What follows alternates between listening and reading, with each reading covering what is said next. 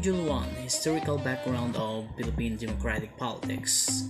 So at the end of our lesson, students should be able to relate the evolution of Philippine politics and governance, describe the different stages in the evolution of the Philippine politics and governance, analyze the evolution of Philippine politics and governance, assess the effects of colonial experience on the Philippine politics and governance, and appraise the influence of prior stages of Philippine political developments on contemporary Philippine politics. Let us now proceed to the pre-Spanish colonization. So the political aspect and system started from the very beginning of the colonization of the Spaniards, so also known as the pre-Spanish colonization. So the form of government during the pre-Spanish Philippines was monarchical in character, with the Datto. So when we say monarchical, it means it is ruled by only one person, like a queen or a king in other country, just like in Europe. But here in the Philippines, here in our country, it was governed by a Datto. Datto is the title for chiefs, sovereign prince or princess, and monarch throughout the Philippine archipelago, and act as a king in his whole territory. He inherited his position from being a Datto from his father, whose family belonged to a Maharika, the royal-blooded sector of the society. So, ibig sabihin lang nito na namanan niya ang pagiging Datto niya sa kanyang tatay, na nabibilang sa angkan ng mayayaman o tinatawag nating Maharlika, a royal-blooded sector, or nasa mataas na katungkulan sa kanyang sinasakupan. So the society called Balangay was constituted of about 50 to 100 families who were independent from one another, from the Greek city-state of the early civilization.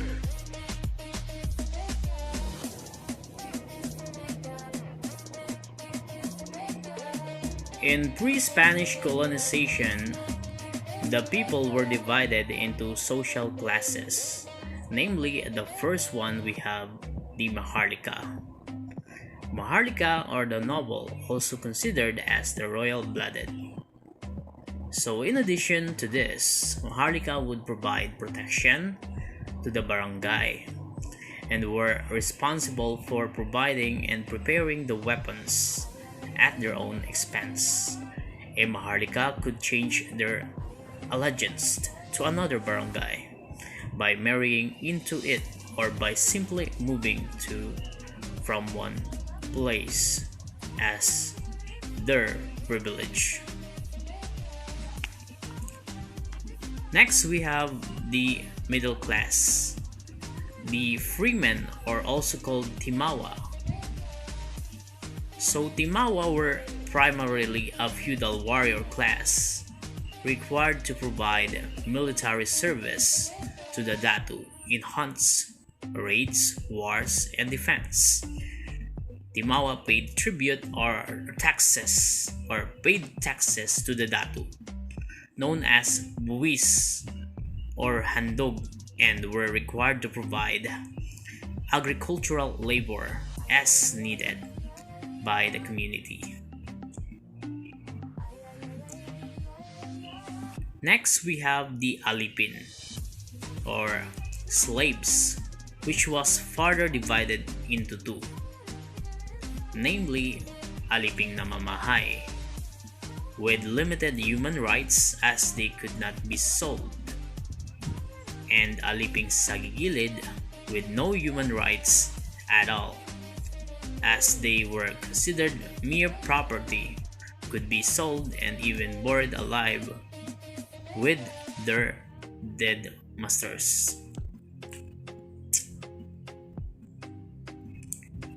So in addition to this, ang aliping namamahay was a servant that lived in their own little house on the property of their master, while aliping sagigilid was a servant that lived around the house of their master.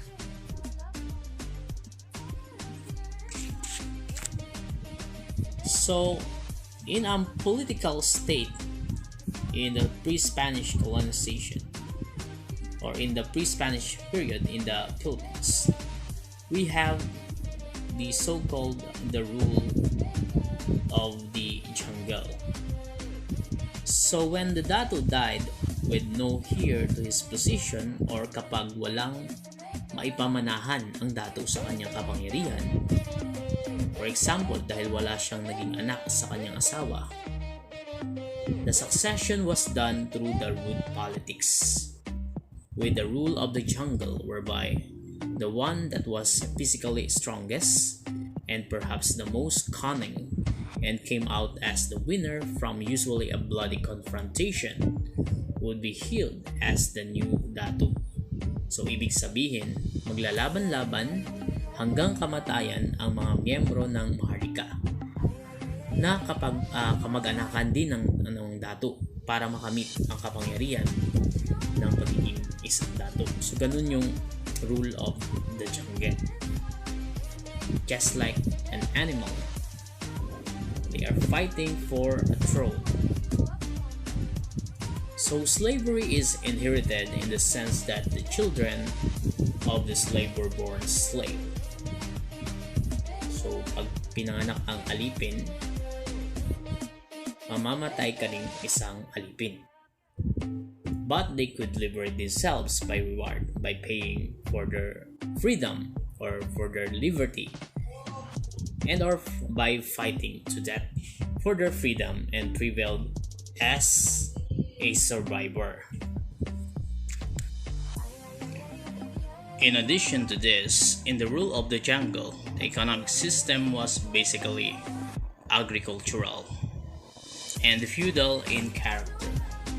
So ang pangunahing sistema pang-ekonomiya ay pagsasaka tulad ng pagtatanim at pangingisda, at kasama na rin ang pagpapalitan ng iba't ibang produkto, or what we call this the barter trade.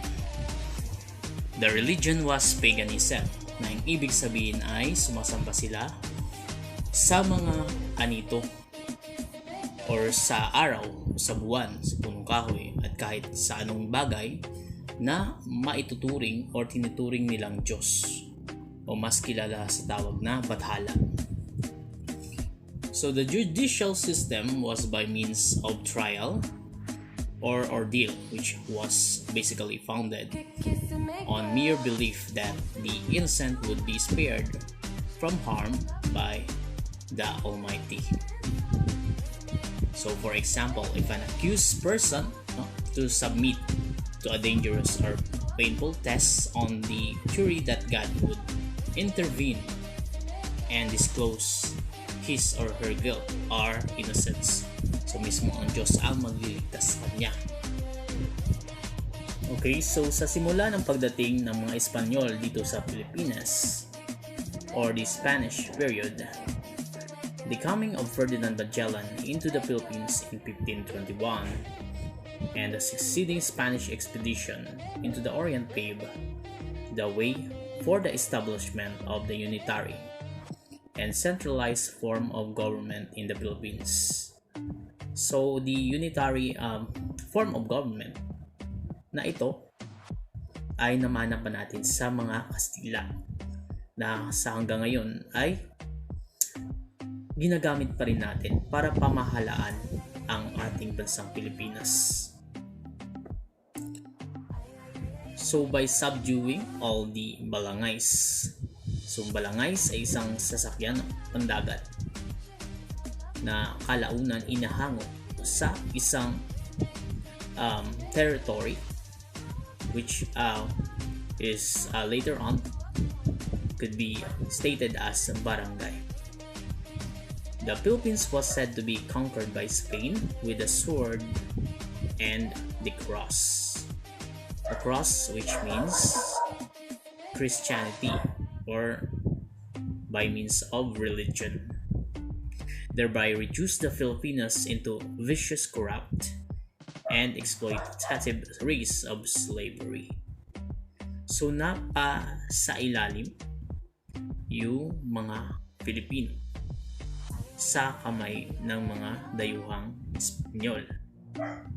So in addition to this, the coming of Ferdinand Magellan into the Philippines in 1521 and the succeeding Spanish expeditions, wherein the Magellan's expedition was undertaken because the Spaniards were looking for alternate routes to the east, wanted to discover the Moluccas or the Spice Island, the land with spices and gold, and wanted to expand Spanish territory and spread Christianity. And dahil sa paglalayag nila na yun, they wanted to search for a particular place like Moluccas or Spice Island. Fortunately, they discovered the Philippines. They came to our country, Philippines.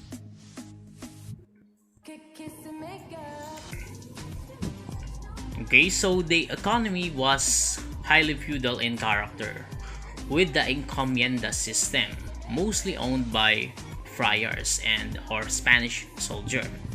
So ang encomienda or encomienda system ay isang sistema ng pag-angkin ng lupa ng mga praile at ng mga sundalong Kastila. Maituturing na makapangyarihan sa panahon ng pananakop ng mga Kastila ang mga praile. So sa sistemang ito, pwersahang pinagtatrabaho ang mga katutubong Pilipino lingid sa kanilang sariling kagustuhan, tulad ng pagsasaka, pagtatayo ng mga gusali, lalong-lalo na ang mga simbahan, pagtatanim at pangingisda, kung saan pinamumunuan din ng mga mapang-abusong mga praile. So the legislative function was with the Spanish Cortes in Spain, which enacted laws for the colony. So yun yung nagpapatupad ng batas. Under tayo ng soberanya na nanggaling sa Espanya, under tayo ng Spain, and executed in the Philippines by the government general under the influence of the friars solely for their own advantage. So yung namumuno or counterpart ng as a president ay tinatawag nating Governor General. So being the chief executive, the Governor General enforced Spanish laws and royal decrees in the Philippines. He appointed all subordinate officials including Alcalde Mayor or Alcaldes Mayors, or simply called Provincial Governor. For his legislative power, he enacted and issued laws, regulation, and decree.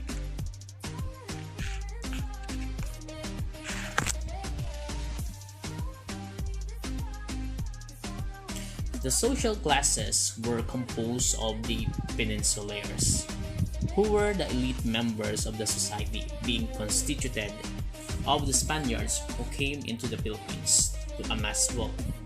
Sa makatuwid, ang Peninsulares or Peninsulares ang tawag sa Espanyol na ipinanganak sa Espanya. The middle class, who were called Insulares, mostly constituted to the mestizos as half Filipinos and half Spaniards, brought about by the mingling of the Spaniards who had sexual relation with a Filipino woman. So insulares ang tawag sa mga Espanyol na ipinanganak sa Pilipinas, na maituturing o mas kilala sa tawag na Creoles or Creoles. And the last one, we have the Indio.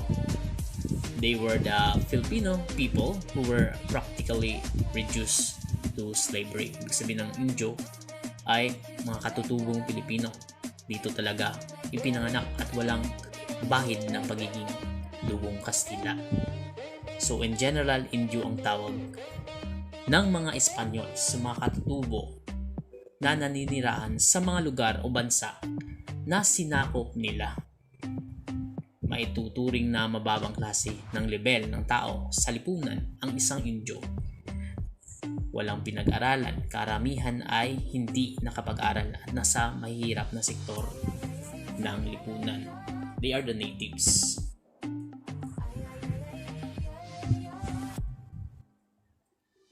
Next, we have the birth of the Philippine Revolution.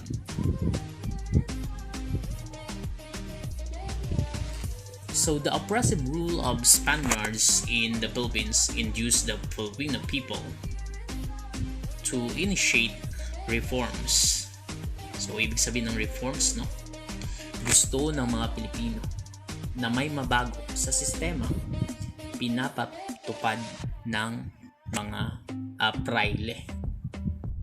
So yung praile kasi yung nagkokontrol, no, ng sistema na pinapatupad dito sa Pilipinas, at ilan sa mga sistemang iyon ay lingid sa kaalaman ng kanilang bansang Espanya. So ayon sa kasaysayan, nagkaroon ng mga Pilipinong reformista dahil sa adhikain nilang baguhin ang sistema ng gobyerno sa kamay ng mapang-abusong mga praile at magkaroon ng kalayaan ang mga Pilipino. So sinagawa nila ito sa pagbuo ng propaganda movement. So isang kilusang magpapahayag ng katotohanan sa totoong sitwasyon ng mga Pilipino sa kamay ng mga dayuhan o sa kamay ng mapang-abusong mga praile. So isa sa mga tanyag na reformista ay sina Dr. Jose Rizal, na kilala natin bilang ating pambansang bayani, na nagtatag ng La Liga Pilipina. We have also Marcelo H. Del Pilar, Apolinario Mabine, Graciano Lopez Haina at iba pa na ang naging dahilan ay ang ipaglaban ang ating sariling bayan. So ang pagkamatay ng ating pambansang bayani ang pumukaw talaga sa kamalayan ng bawat Pilipino na ipaglaban ang sariling bansa na nagdulot ng damdaming nasyonalismo. So dahil dito sa mga reformista, nabago ang pananaw ng mga katutubong Pilipino at mas nanaig ang damdamin nilang nasyonalismo, na ibig sabihin pagmamahal sa sariling bayan, at gusto nilang magkaroon ng independence or kalayaan sa kamay ng mga mananakop na Kastila. So nagkaroon ng reformista dahil na rin sa pagbubukas ng Suez Canal. Ilan sa mga reformista na to, na sina Dr. Jose Rizal at iba pa, ay kabilang sa mga ilustrado o rangkan ng mga mayayamang level ng tao or class of people dito sa Pilipinas. So kilala si Rizal na nanggaling sa mayamang pamilya na nakapag-aral sa Europa.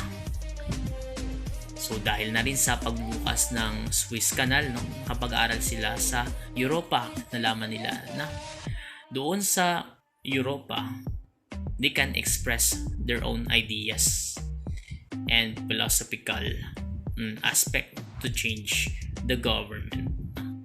So in Europa, no, there is a difference, no, in the system of government. So doon sa Europa, mas naipapahayag ng mga tao ang gusto nila sa kanilang gobyerno, ang gusto nilang baguhin sa kanilang gobyerno. Unlike dito sa Pilipinas, dahil noong panahon yon sakop pa tayo ng mga Kastila. So in addition to this, after the Spanish arrested Rizal in July 1892, Bonifacio decided that the Philippines would only achieve independence through revolution. On July 7, he founded Katipunan, a secret society. So the Spanish insensitivity to the Filipino grievances ignited the formation of Katipunan Society, which advocated for the independence from Spain via a bloody revolution. So ginamit na pamamaraan ni Andres Bonifacio sa pakikipagdigma ay ang dahas, no? Gumamit siya ng dahas para labanan ang mga Kastila, no? In terms of armed forces. So it is different from what Jose Rizal, no? Practice about fighting for Spain. The Filipino reformists use pens, no? Yung pagsusulat ng mga kaalaman nila at mga idealismo nila laban sa mga Kastila para maipahatid ang tunay na nangyayari dito sa Pilipinas. So thus, the first revolutionary government as the first republic was established with the President Emilio Aguinaldo as president. So it was proclaimed on June 12, 1898.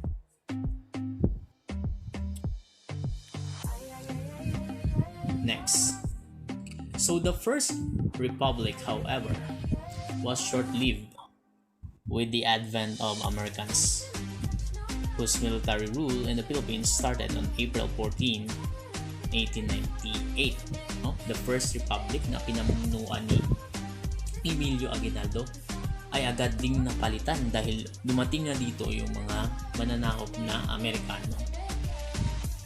So when the first republic was proclaimed at Kawit, Cavite on June 12, 1898, there were already American soldiers in the Philippines who made it appear that they came to collaborate with the Filipino people in their fight against Spain.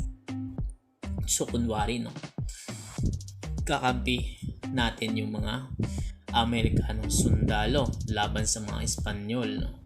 So tinanggap ng pamahalaan ng First Republic ang mga American soldier. Pero hindi nila alam na gusto din sakupin ng mga Amerikano ang Pilipinas. But later on, they unmasked their true intent and issued Philippine-American War. As expected, the Filipino soldiers under Aguinaldo, who fought amidst treachery against one another, were defeated to give way to the establishment of the Philippines, the American civil government from 1901 to 1935. Okay, so dahil under na tayo sa American colonization, they formed this so-called Commonwealth Government.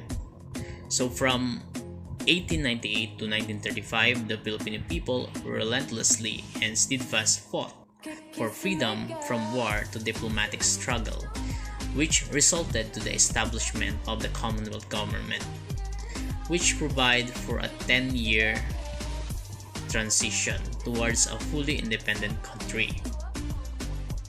So the Commonwealth Government, which was presidential in form with bicameral legislature, was inaugurated on November 15, 1935 with Manuel L. Quezon as president, in consonance with the Tidings-McDuffie Law.